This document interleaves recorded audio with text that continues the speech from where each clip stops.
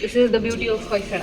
ಹಾಗೆ ಅಲ್ಲಿ ನನ್ನ ಗೆಳತಿ ಒಬ್ಳು ಕೂಡ ಇದ್ದಾಳೆ ಹರಿಹರದಲ್ಲಿ. ಅಲ್ಲಿಂದ ಎಲ್ಲ ಮುಗಿಸ್ಬಿಟ್ಟು ಹೊರಟ್ವಿ ದೇವಸ್ಥಾನಕ್ಕೆ ಕಡೆ.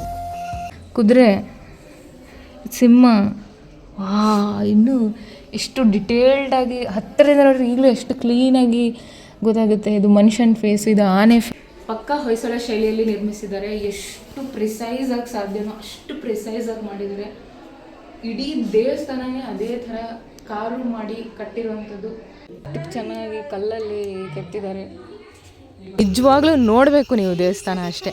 ಇದು ಶಾಸನ ಎಷ್ಟು ದೊಡ್ಡದಿದೆ ಅಂತ ನಿಮಗೆ ಗೊತ್ತಾಗೋಕ್ಕೋಸ್ಕರ ರೆಫರೆನ್ಸಿಗೆ ನಾನು ಒಂದು 5.6 ಅಷ್ಟಿದ್ದೀನಿ. ಇಷ್ಟಿದೆ. So big. ದಾವಣಗೆರೆ ಜಿಲ್ಲೆಯ ಹರಿಹರದಲ್ಲಿರುವ ಹರಿಹರೇಶ್ವರ ದೇವಾಲಯವು ಹೊಯ್ಸಳ ಶೈಲಿಯ ದೇವಾಲಯಗಳಲ್ಲಿ ಒಂದಾಗಿದೆ. ಸುಮಾರು 12ರಿಂದ 13ನೇ ಶತಮಾನಗಳಲ್ಲಿ ಕಟ್ಟಿದ ಈ ದೇವಸ್ಥಾನ ತುಂಗಾ ನದಿಯ ದಡದಲ್ಲಿದ್ದು ಇದನ್ನು ವಿಶೇಷವಾಗಿ ದಕ್ಷಿಣ ಕಾಶಿ ಎಂದೇ ಕರೀತಾರೆ. 1965ರಲ್ಲಿ ತೆರೆಕಂಡ ಸೂಪರ್ ಹಿಟ್ ಕನ್ನಡದ ಚಲನಚಿತ್ರ ಸತ್ಯ ಹರಿಶ್ಚಂದ್ರ. ಈ ಮೂವಿನೆಲ್ಲರೂ ನೋಡೇ ಇರ್ತೀರ. ಅದರಲ್ಲಿ ನಮ್ಮ ಹುಣಸೂರು ಕೃಷ್ಣಮೂರ್ತಿ ಅವರು ಒಂದು ಸಾಂಗ್ ಬರೆದಿದ್ದಾರೆ. ಆ ಸಾಂಗಲ್ಲಿ 2 ಲೈನ್ ಬರುತ್ತೆ, ತುಂಬ ಚೆನ್ನಾಗಿರೋದು, ತುಂಬ ಜನಕ್ಕೆ ಗೊತ್ತಿರುತ್ತೆ. ಸಾಂಗ್ ಏನಪ್ಪ ಅಂದರೆ, ಶೈವರಿಗೆಲ್ಲ ಶಿವ ದೊಡ್ಡವನು, ವೈಷ್ಣವರಿಗೆ ಹರಿ ಸರ್ವೋತ್ತಮನು, ಉತ್ತಮ ಮಧ್ಯಮ ಅಧಮರೆಲ್ಲರೂ ಸತ್ತ ಮೇಲೆ ಸಮನಾಗ್ತಾರೋ ಅಂತ. ಈಗ ಪರ್ಟಿಕ್ಯುಲರ್ ಆಗಿ ನಾನು ಯಾಕೆ ಈ ಸಾಂಗ್ ಬಗ್ಗೆ ಹೇಳ್ತಿದ್ದೀನಪ್ಪ ಅಂದರೆ, ಆಗಿನ ಕಾಲದಲ್ಲೆಲ್ಲ ಯಾರು ಶಿವನ್ ಪೂಜಿಸ್ತಿದ್ರು ಅವರೆಲ್ಲ ಶೈವರು, ವಿಷ್ಣುನ ಪೂಜಿಸ್ತಿದ್ದವರೆಲ್ಲ ವೈಷ್ಣವರು. ವಿಷ್ಣು ಮತ್ತು ಶಿವ ಇಬ್ಬರು ಒಂದೇ ರೂಪದಲ್ಲಿ ಬಂದಿದ್ದೇ ಈ ಹರಿಹರ. ಇಷ್ಟೆಲ್ಲ ವಿಶೇಷತೆ ಇರೋ ಈ ದೇವಸ್ಥಾನದ ಬಗ್ಗೆ ಕೇಳಿದ ತಕ್ಷಣ ನನಗಿದನ್ನು ಒಂದು ಸರಿ ಆದರೂ ಕಣ್ಣಾರೆ ನೋಡಬೇಕಪ್ಪ ಅನ್ನೋ ಕುತೂಹಲ ಹೆಚ್ಚಾಯಿತು. ಹಾಗೆ ಅಲ್ಲಿ ನನ್ನ ಗೆಳತಿ ಒಬ್ಬಳು ಕೂಡ ಇದ್ದಾಳೆ ಹರಿಹರದಲ್ಲಿ. ಅವಳದು ಹುಟ್ಟಿದಬ್ಬ ಕೂಡ ಇತ್ತು. ಸೊ ನಾನು ಅಂದ್ಕೊಂಡೆ, ನಾನು ನಿಮ್ಮ ದೇವಸ್ಥಾನಕ್ಕೆ ಬರ್ತೀನಿ, ನೀನು ನಂಗೆ ದೇವಸ್ಥಾನ ತೋರಿಸ್ಬೇಕು ಅಂತ ಹೇಳಿದೆ. ಸೊ ಅವಳು ಓಕೆ ಅಂದ್ಲು. ಸೊ ಅವಳು ಬರ್ಡೇನೂ ಆಯಿತು, ದೇವಸ್ಥಾನಕ್ಕೂ ಹೋಗೋಣ ಅಂತ ನಾನು ಒಂದೆರಡು ಗಿಫ್ಟ್ ಎಲ್ಲ ತೊಗೊಂಡು ಹೊರಟೆ. ನಮ್ಮ ಮೇಡಮ್ ನೋಡಿ ಫುಲ್ ಖುಷಿ. ನಾನು ಯೂಟ್ಯೂಬ್ ಅದು ಇದು ಅಂತ ಸ್ವಲ್ಪ ಸೋಷಿಯಲ್ ಆ್ಯಂಗ್ಸೈಟಿ ಕಮ್ಮಿ ಆಗಿದೆ, ಆದರೆ ಇವಳಿಗಿನ್ನೂ ಆಗಿಲ್ಲ. ಸೊ ಅವಳು ನಂಗೆ ವಿಡಿಯೋ ಮಾಡ್ಬೇಡ ಅಂತ ನಾಚ್ಕೊತಿದ್ಲು. ಬಟ್ ಸ್ಟಿಲ್ ಹೆಂಗೋ ಒಪ್ಪಿಸಿ ಅಲ್ಲಿಂದ ಎಲ್ಲ ಮುಗಿಸ್ಬಿಟ್ಟು ಹೊರಟ್ವಿ ದೇವಸ್ಥಾನಕ್ಕೆ ಕಡೆ. ನಾನು ಈ ದೇವಸ್ಥಾನಕ್ಕೆ ಹೋಗೋ ಅಷ್ಟರಲ್ಲಿ ಮಠ ಮಧ್ಯಾಹ್ನ ಉರಿ ಬಿಸಿಲು. ಆದರೂ ಈ ವಾಸ್ತುಶಿಲ್ಪ, ನಮ್ಮ ಹೊಯ್ಸಳರ ಕರಕುಶಲಗಳಿಂದ ಹೊರಹೊಮ್ಮಿದ ಈ ಅದ್ಭುತವಾದ ದೇವಸ್ಥಾನ ನೋಡಿ ಆರಾಮ್ ಅನಿಸ್ತು. ಈಗ ಬನ್ನಿ ಈ ದೇವಸ್ಥಾನದ ಬಗ್ಗೆ ಒಂದು ಸ್ವಲ್ಪ ಹೇಳ್ತೀನಿ. ಇಲ್ಲಿರೋ ಮೇನ್ ಅಟ್ರಾಕ್ಟಿವ್ ಥಿಂಗ್ ಏನಪ್ಪ ಅಂದರೆ ಇಲ್ಲಿರುವ ಕಂಬಗಳು. ಈ ಕಂಬಗಳ ವಿಶೇಷತೆ ಏನಪ್ಪ ಅಂದರೆ ಇದು ತರಂಗಗಳನ್ನು ಹೋಲುತ್ತೆ. 3D ಈಗ ಮಾಡರ್ನೈಸ್ಡ್ ಆಗಿ ಇನ್ನೂ ಎಷ್ಟೋ ಜನಕ್ಕೆ ಡಿಕೋಡ್ ಮಾಡೋಕ್ಕೆ ಆಗದೇ ಇರೋ ತರಂಗಗಳನ್ನು ಹೋಲುತ್ತೆ. ಈಗ ಮಾಡರ್ನೈಸ್ ಆಗಿ ಈ ಥರ ಗೋಲಿಯಲ್ಲಿ ಆಟ ಆಡೋದು ಬಂದಿದೆಯಲ್ಲ, ಇದು ಆಗಲೇ ಇತ್ತು. ಇದಲ್ದಲೆ ಅಳಗುಳಿ ಮನೆ ಆಟ ಅದೆಲ್ಲ ಆಡೋಕ್ಕೆ ಆಲ್ರೆಡಿ ಕೆತ್ತಿ ಕಲ್ಲಲ್ಲೇ ರೆಡಿ ಮಾಡಿಟ್ಟಿದ್ರು. ಅದಲ್ದಲೆ ಇಲ್ಲಿರೋ ಪ್ರತಿಯೊಂದು ಕಂಬದಲ್ಲೂ ಒಂದೊಂದು ವಾಸ್ತುಶಿಲ್ಪ ಆಗಿರಲಿ, ಏನಾದರೂ ಒಂದು ಕೆತ್ತಿರ್ತಿದ್ರು. ಅಂದರೆ ಹೊಯ್ಸಳರ ಶೈಲಿಯಲ್ಲಿದ್ದ ಎಲ್ಲ ಥರದ ಕಾರ್ವಿಂಗ್ಸ್ನ ಇಲ್ಲಿ ನೋಡ್ಬೋದು. ಈವನ್ ಮೇಲ್ಗಡೆ ಸೀಲಿಂಗಲ್ಲಿ ಕೂಡ ಇದು ನೋಡಿ ತುಂಬ ಅಂದರೆ ತುಂಬ, ನೀವು ಒಂದು ಸರಿ ಆದರೂ ಇಲ್ಲಿಗೆ ಭೇಟಿ ಕೊಡಲೇಬೇಕು.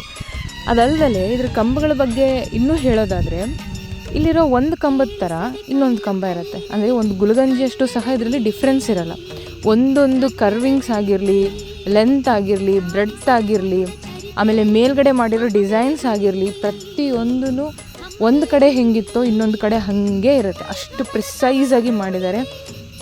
ಆಗಿನ ಕಾಲದಲ್ಲಿ ಎಷ್ಟು ನಿಜವಾಗ್ಲೂ ನೋಡಬೇಕು ನೀವು ದೇವಸ್ಥಾನ ಅಷ್ಟೇ.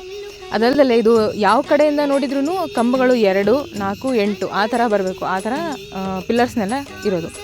ಅದಲ್ಲದೆ ಇದು ನಮ್ಮ ಹರಿಹರೇಶ್ವರ ದೇವಸ್ಥಾನದ ಗರ್ಭಗುಡಿ ಮೇಲ್ಗಡೆ ಇರುವಂತಹ ಡಿಸೈನು ತುಂಬ ಚೆನ್ನಾಗಿ ಮಾಡಿದ್ದಾರೆ. ನಿಜವಾಗ್ಲೂ ಒಂದು ಸರಿ ಆದರೂ ಕರ್ನಾಟಕದಲ್ಲಿ ಹುಟ್ಟಿ ನೀವು ನೋಡಲೇಬೇಕು. ಇನ್ನು ನಮ್ಮ ಹರಿಹರ ದೇವರ ಬಗ್ಗೆ ಬಂದರೆ, ಅರ್ಧ ಶಿವ ಆಗಿರೋದ್ರಿಂದ ಒಂದು ಕೈಯಲ್ಲಿ ತ್ರಿಶೂಲ ಇರುತ್ತೆ, ಇನ್ನೊಂದು ಕೈಯಲ್ಲಿ ವಿಷ್ಣು ಆಗಿರೋದ್ರಿಂದ ಶಂಖ ಚಕ್ರ ಇರುತ್ತೆ.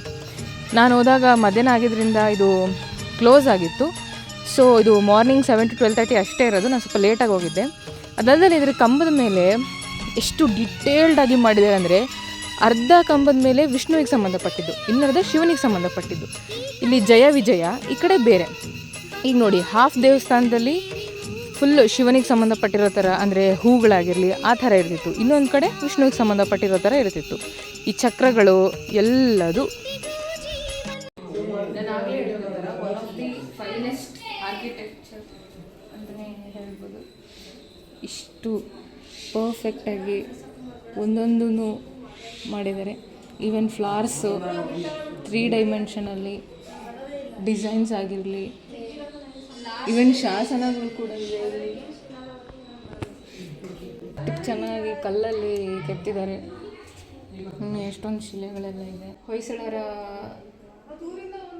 ಪರಂಪರೆಯಲ್ಲಿ ಮಾಡಲಾಗಿರೋ ದೇವಸ್ಥಾನ ಆಗಿರೋದ್ರಿಂದ ಇಲ್ಲಿ ಬೇರೆ ಇದು ರಾಶಿದು ರಕ್ಷು ನೋಡಿ, ಇಲ್ಲಿ ಬೇರೆ, ಇದು ಮನುಷ್ಯ, ಇದು ವೃಶ್ಚಿಕ ಸಮಥಿಂಗ್, ಇದು ಕರಡಿ, ಇದು ಸಿಂಹ ಅಲ್ಲ ಮಂಕಿ ಕೋತಿ, ಇದು ಇದು ಏನು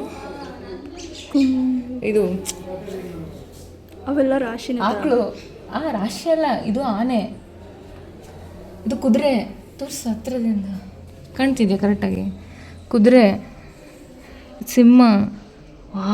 ಇನ್ನೂ ಎಷ್ಟು ಡಿಟೇಲ್ಡಾಗಿ ಹತ್ತಿರದಿಂದ ನೋಡ್ರಿ, ಈಗಲೂ ಎಷ್ಟು ಕ್ಲೀನಾಗಿ ಗೊತ್ತಾಗುತ್ತೆ. ಇದು ಮನುಷ್ಯನ ಫೇಸು, ಇದು ಆನೆ ಫೇಸು.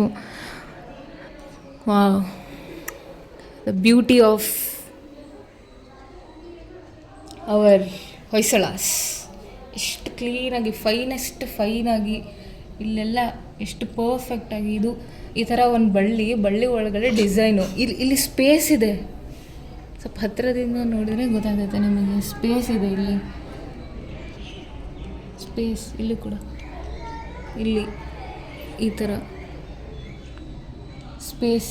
ಹೆಂಗೆ ಅದನ್ನು ಅವರು ಅಷ್ಟು ಕ್ಲೀನಾಗಿ ಕಾರ್ವ್ ಮಾಡಿರಬೇಡ, ಯಾವ ಥರ ಮಾಡಿರಬೇಡ. ಇಲ್ಲಿ ಸ್ಪೇಸ್, ಡಿಸೈನು, ಫ್ಲವರು, ಇಲ್ಲೆಲ್ಲ ಒಳಗಡೆ ಸ್ಪೇಸು, ಎಷ್ಟು ಚೆಂದ ಕೆತ್ತಿದ್ದಾರೆ. ತುಂಬ ಚೆನ್ನಾಗಿ. ಮೇ ಬಿ ಇದ್ರದ್ದು ಏನೇನಾದರೂ ಅರ್ಥ ಇರುತ್ತೆ, ನಮಗೆ ಗೊತ್ತಿರಲ್ಲ ಅಷ್ಟೇ ಅಲ್ವ ರಕ್ಷ? ಇಲ್ಲೇನೋ ಡ್ಯಾನ್ಸ್ ಮಾಡ್ತಾ ಇರೋ ಥರ 2 ದೇವರಿದೆ. ಹನುಮಂತ ತಾನೇ ಇದು? ಇದು ಕೃಷ್ಣನಾ ಅಂತ ನೋಡು. ಕೊಳಲು ಊದ್ತಿರೋ ಕೃಷ್ಣ.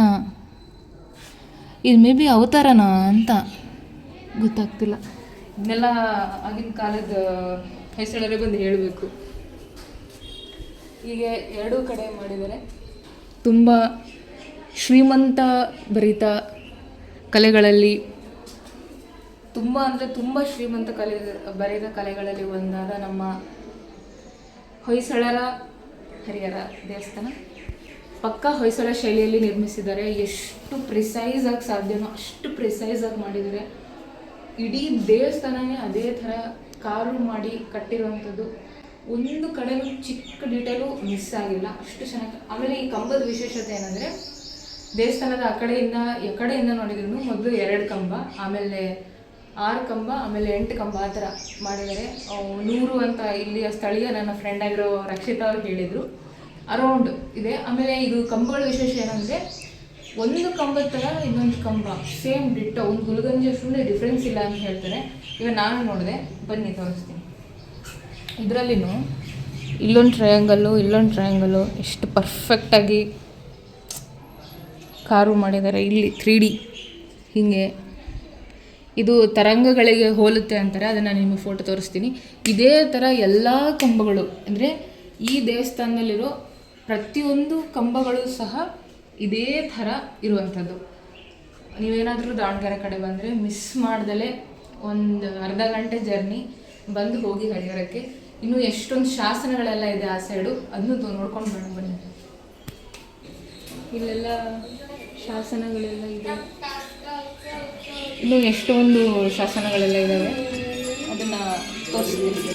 ಇವೆಲ್ಲ ಹಳೆಗನ್ನಡದಲ್ಲಿ ಬರೆದಿರುವಂಥದ್ದು. ಈವನ್ ಕಂಬಗಳ ಮೇಲಾಗಿರಲಿ, ಪ್ರತಿಯೊಂದು ದಿಬ್ಬದ ಮೇಲೆ ಎಲ್ಲ ಕಡೆನೂ ಇತ್ತು. ನಾನು ಆಗಲೇ ಹೇಳಿದ್ನಲ್ಲ, ಅರ್ಧ ಶಿವ ಅರ್ಧ ಇದು ಅಂತ.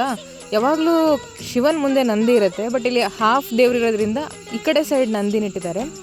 ಇಲ್ಲಿ ನೋಡಿ, ನಾನು ಎಷ್ಟೊಂದು ಇಲ್ಲಿ ಸಿಕ್ಕಿರುವ ಶಾಸನಗಳು ಅಲ್ಲದೆ ಬೇರೆ ಕಡೆ ಸಿಕ್ಕಿರೋ ಶಾಸನಗಳನ್ನು ಕೂಡ ಇಲ್ಲಿ ಇಟ್ಟಿದ್ದಾರೆ. ಈ ಕಲ್ಲು ಒಳಗಡೆ ಎಷ್ಟು ಕ್ಲೀನಾಗಿ ಹಳೆಗನ್ನಡ ಕಾಣ್ತಿದೆ ನೋಡಿ.